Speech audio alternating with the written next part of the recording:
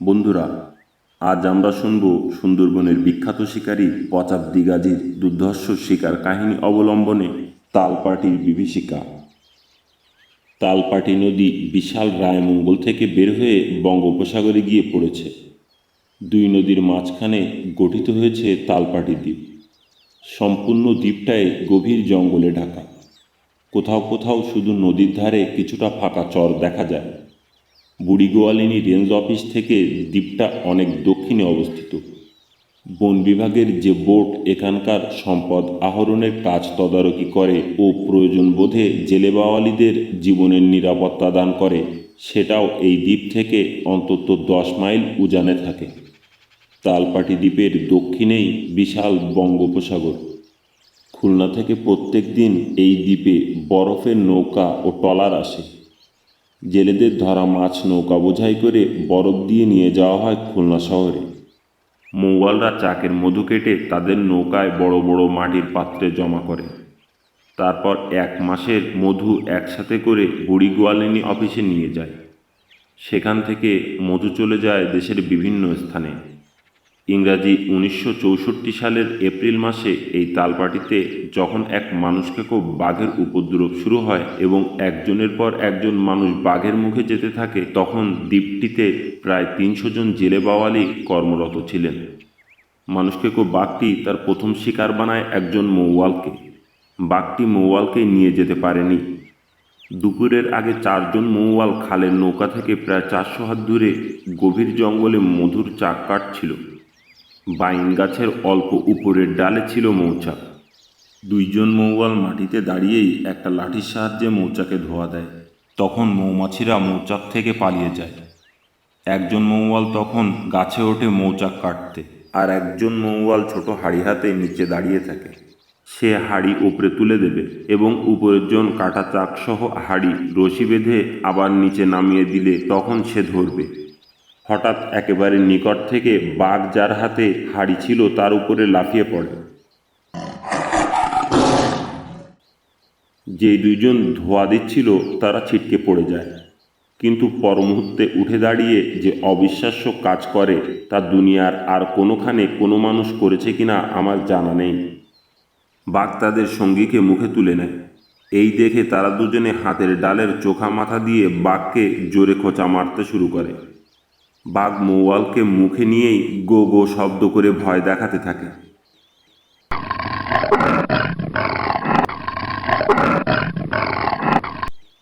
আর মৌয়ালরা মাত্র 3-4 হাত দূরে থেকেই বাঘকে ক্রমাগত আঘাত করতে থাকে। বাঘ গো গো আওয়াজ করলেও এত কাছ থেকে লাফ দেয়া তার পক্ষে সুবিধাজনক ছিল না। কিছুক্ষণ এই অবিশ্বাস্য আক্রমণ ও প্রতিরোধ চলতে থাকলে বাঘ মুখে শিকার ফেলে চলে যায়। এই দলে মৌয়ালরা ছিল মোট 7 জন।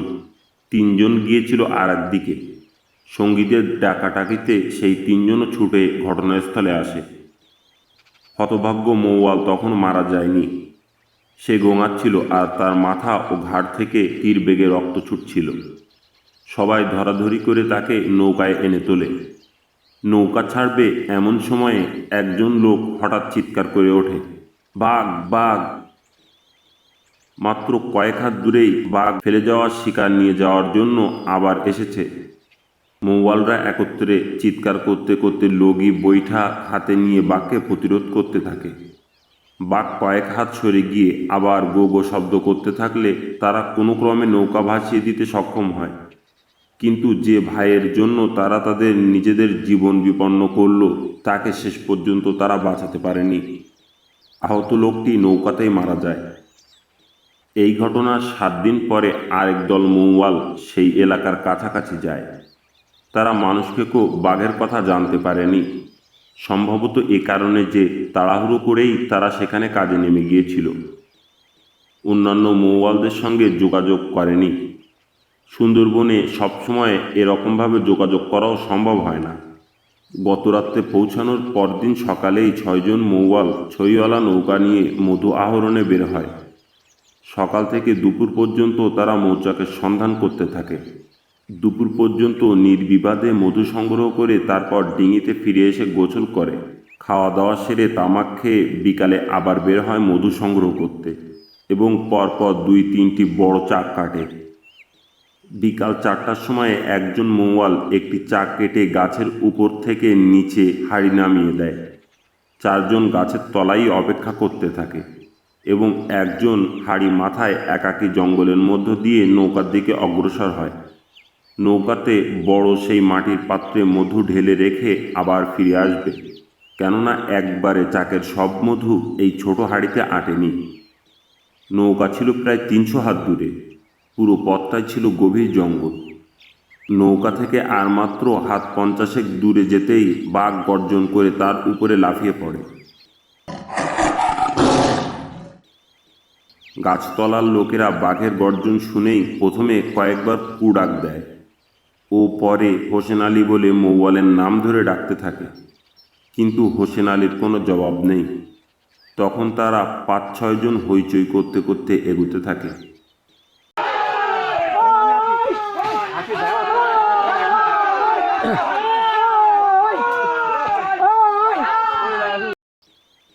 ঘটনাস্থলে এসে দেখে যে মধুর হাড়ি মাটিতে পড়ে আছে, গাছের গোড়ায় মাটিতে রক্ত আর বাঘের পায়ের চিহ্ন।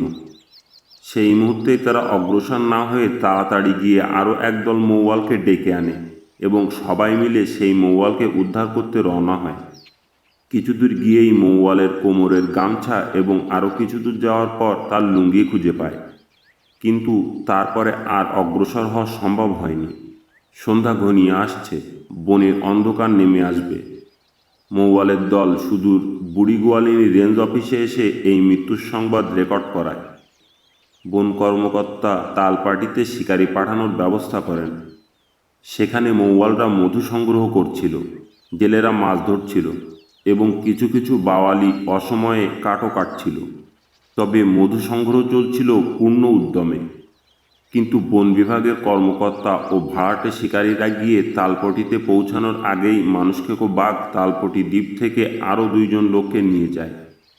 শিকারীগণ তালপটিতে পৌঁছে ঘুরে ঘুরে সকলকে সাবধান করে দেন এবং তাদেরকে এটাও বলে দেন যে কোনোখানে বাঘ দেখা মাত্র বা কোথাও দুর্ঘটনা ঘটা মাত্র যেন তৎক্ষণাৎ বোটে খবর দেওয়া হয়। কিন্তু শত অভয়দান ও দক্ষ শিকারীদের উপস্থিতির কথা বলা সত্ত্বেও জেলে বাওয়ালি ও মৌয়ালরা তালপাটি ছেড়ে চলে যেতে শুরু করে। শিকারীরা সেখানে যাওয়ার পরেও বাঘ আরও 2 জনকে হত্যা করেছে। এদের একজনের লাশ উদ্ধার করা হয়েছিল। ঘটনাগুলো অপেক্ষাকৃত কম সময়ের মধ্যেই ঘটে, যার কারণে সমগ্র দ্বীপে মারাত্মক ভীতির সৃষ্টি হয়। বাঘ একের পর এক মানুষ নিয়ে যেতে থাকে। একদিন সকালবেলা খালে মাছ ধরতে গিয়ে জেলে 2 ভাই খালের পাড়ে পশুর গাছে একটি মৌচাক দেখতে পায়। বেশ বড় আকারের চাকটি দেখে তারা সেটি কাটার সিদ্ধান্ত নেয়। তখন একজন কাছেই নৌকা থেকে হাড়ি আর দা আনতে যায়। দা দিয়ে ডাল কেটে তার আগায় লতা পাতা বেঁধে চাকে ধোয়া দেবে।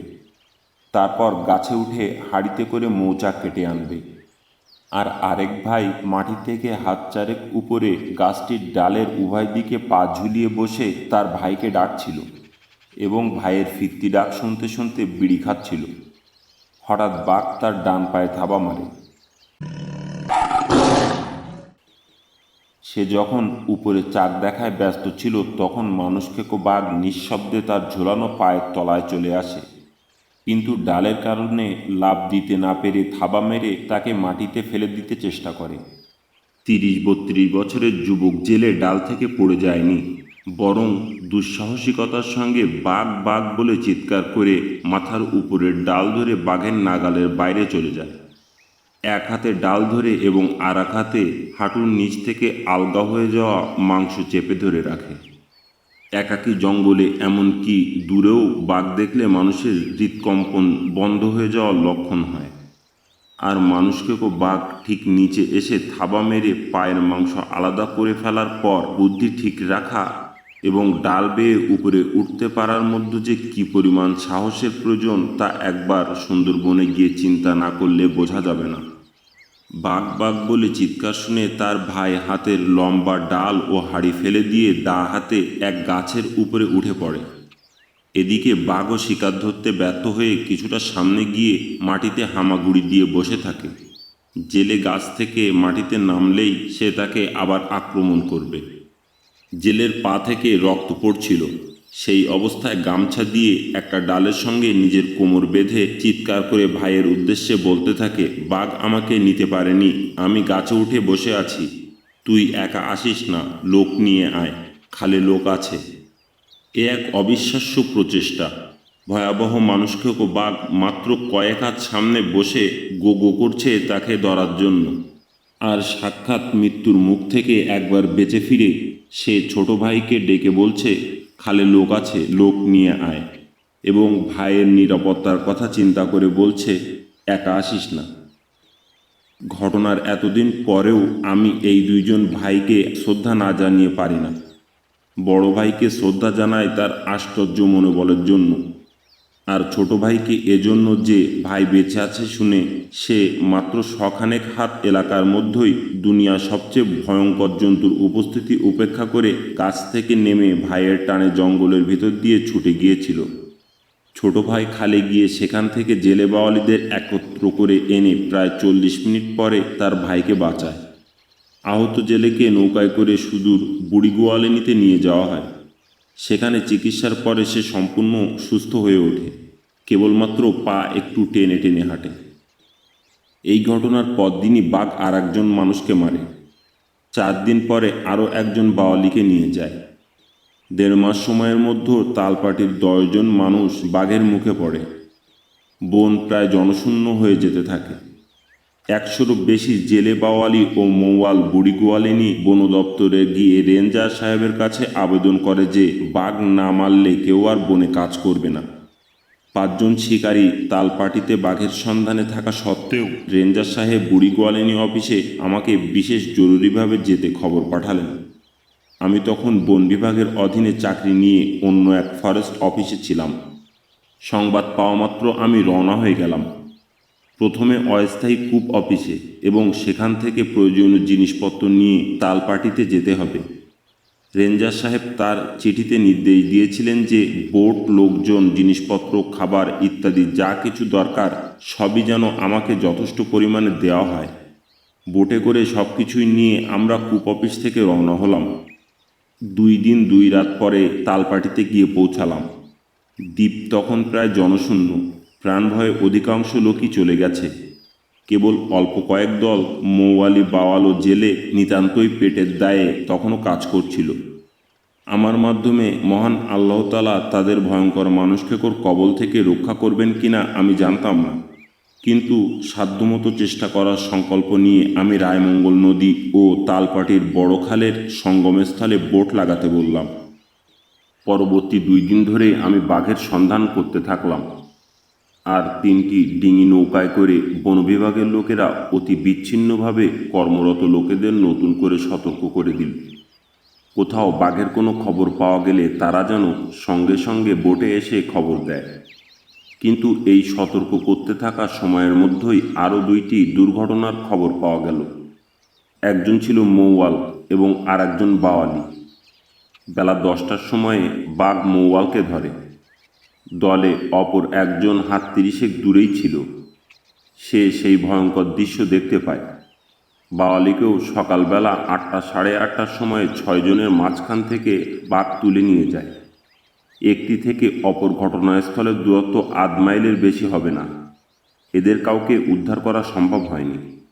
সামান্যই লাভ হবে জেনেও আমি এই উভয় ঘটনাস্থল পরিদর্শন করতে গেলাম, এবং বাঘের পায়ের চিহ্ন ও রক্তের দাগ দেখে অনুসরণ করতে গিয়ে মৌয়াল ও বাওয়ালি উভয়ের হাড় মাথা উদ্ধার করে এনে চরে দাফনের ব্যবস্থা করলাম।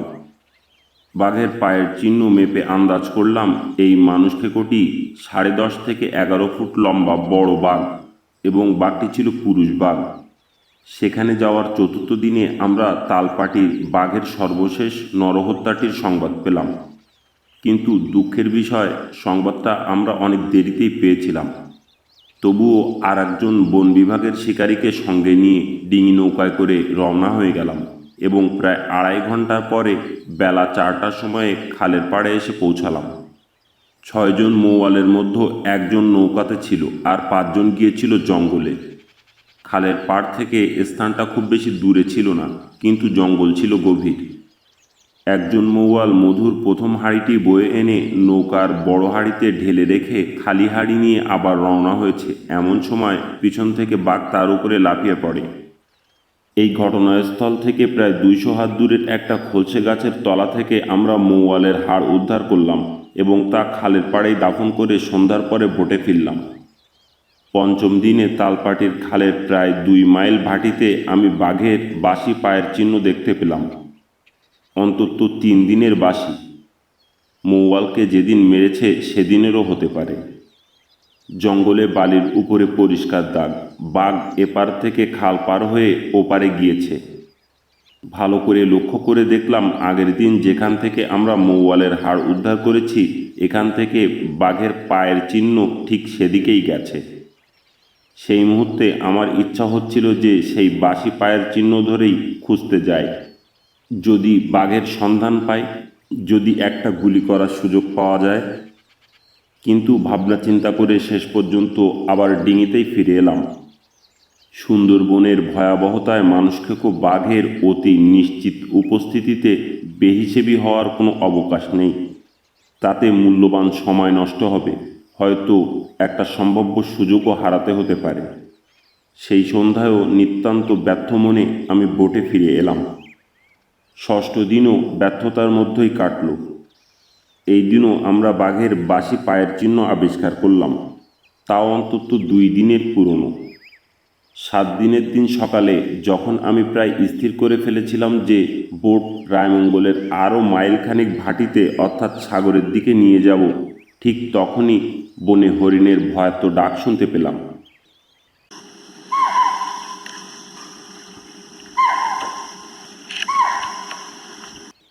সেই ডাক একটা সম্ভাবনার লক্ষণ ভেবে বোট আর সরালাম না। ডিঙি নৌকায় করে 5 জন তালপটির খাল ধরে প্রায় সিকি মাইল গিয়ে 2 জন বনমাঝিকে ডিঙিতে রেখে বাকি 3 জন বনে ঢুকলাম। আমার এবং আর একজন শিকারের হাতে বন্দুক ছিল এবং অন্যজনের হাতে ছিল রাইফেল। হাত 30 দূরে আমরা 3 জন 3টা গাছে উঠে বসলাম। আমি বসলাম একটি বড় গাছের ডালে। গাছে বসার মিনিট 20 পরেই একবার এবং তারপরে আরও অন্তত 1.5 ঘন্টা পরে দ্বিতীয়বার হরিণের ডাক শুনলাম। ডাকটা প্রায় 300 হাত দূরে খালের পাড় থেকে আসছিল, যদিও হরিণটা দেখতে পেলাম না।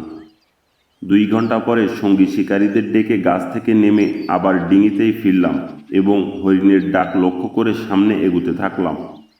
মাত্র 200 হাত এগোতেই খালের পাড়ে একেবারে তাজা পায়ের চিহ্ন দেখলাম।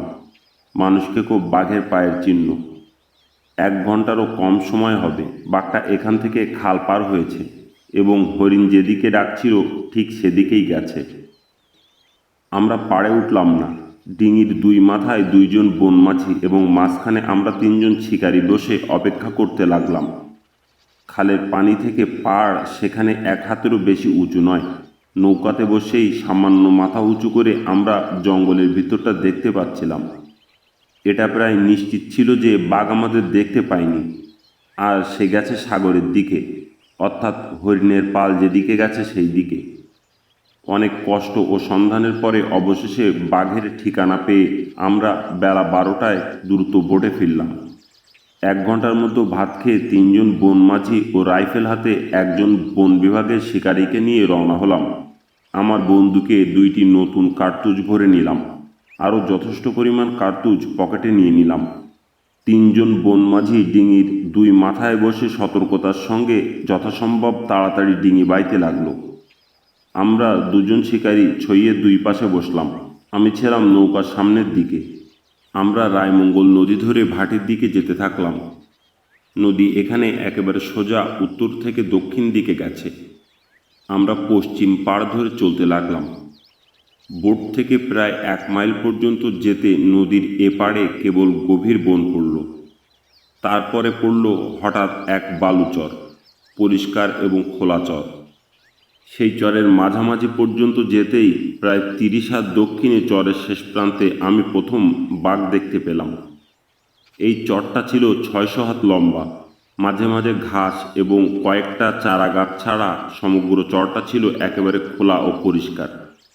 চরের রেখা যেখানে শেষ হয়েছিল সেখান থেকে আবার বন, কোথাও গভীর কোথাও হালকা।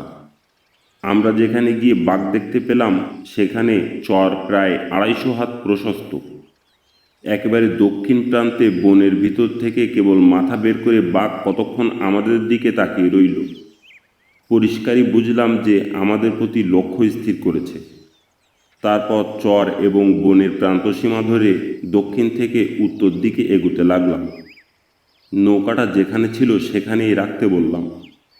আমার বন্দুকে 2 নলি ভরা, সঙ্গে শিকারির রাইফেলও তৈরি।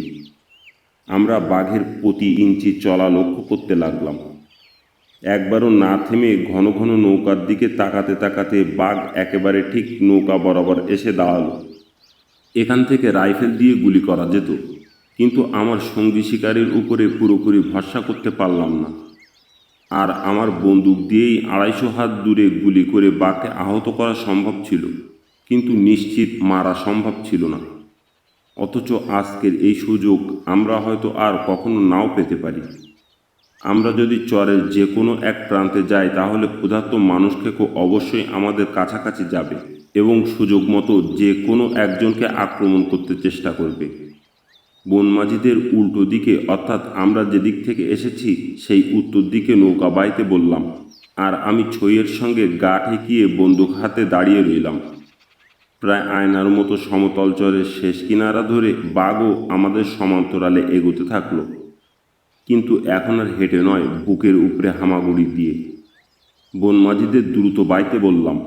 চরের একেবারে উত্তর প্রান্তে এলে তখন কিনারে লাগাতে বললাম। চর সেখানে প্রায় 60 হাত প্রশস্ত এবং জঙ্গল অর্ধবৃত্তকার হয়ে এসে নদীর সঙ্গে মিশে গেছে।